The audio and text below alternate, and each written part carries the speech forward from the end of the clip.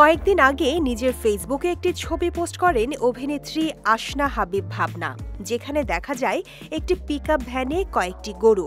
ছবিটির ক্যাপশনে ভাবনা লেখেন, আমার কান্নার শব্দ কি শোনা যায় তোমার শহরে?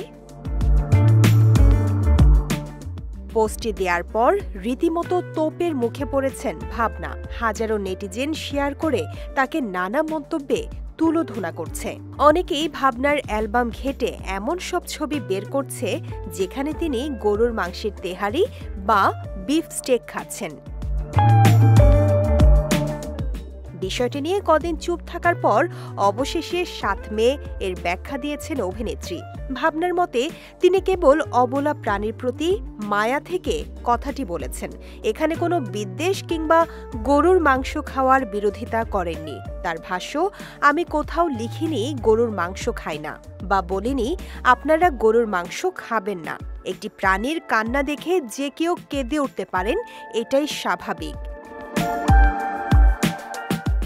তিনি স্ট্যাটাসে লিখেন, বোবা প্রাণীর কান্না আমাকে ছুঁয়ে যাচ্ছিল।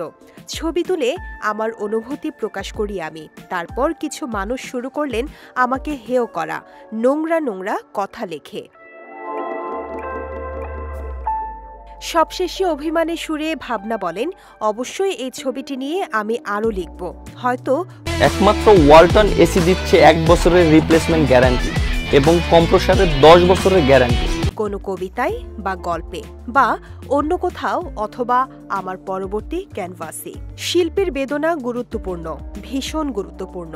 আমার দিকে ছুড়ে দেয়া সব তীর আমি সাদরে গ্রহণ করলাম।